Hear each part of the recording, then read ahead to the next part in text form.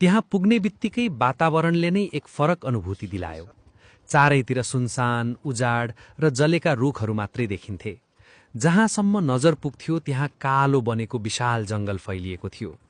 त्यो दृश्य देख्दा मनमा एक किसिमको खिन्नता र पीडा महसुस भयो।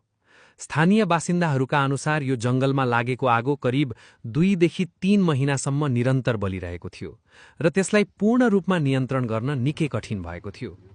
यति ठूलो क्षेत्रको जंगल आगलागीबाट नष्ट भएको कल्पना मात्रै गर्दा पनि डरलाग्दो लाग्छ। यो चाहिँ कति सालमा जलेको नि?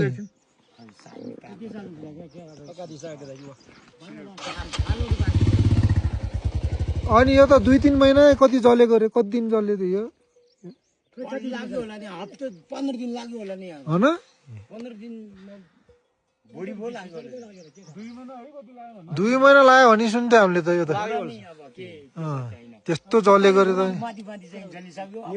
यो केवल एउटा जंगलको कथा होइन, प्रकृतिप्रति हाम्रो लापरवाहीको परिणाम पनि हो। स्थानीयहरूले सुनाएको अर्को कुरा के थियो भने सुक्खा मौसममा नयाँ हरियो घाँस पलाउने आशामा कतिपय मानिसहरूले घाँसे मैदान वा जंगलका केही भागमा आगो लगाउने गरेका थिए। यद्यपि वास्तविक कारण जे भए पनि एउटा सानो गलतीले विशाल जंगललाई तहस नहस बनाइदियो।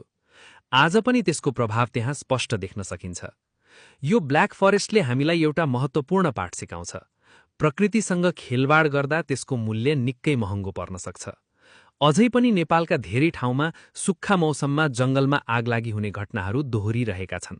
त्यसले वातावरण प्रदूषण बढाउने, वन्यजन्तुको वासस्थान नष्ट गर्ने र प्राकृतिक सम्पत्तिमा ठूलो क्षति पुर्याउने काम गरिरहेको छ।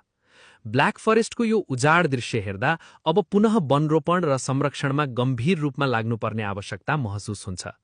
आशा गरौं आगामी वर्षहरूमा यही ठाउँ फेरि हरियालीले भरियोस् र यो जंगल विनाशको होइन, पुनर्जन्मको प्रतीक बनोस्।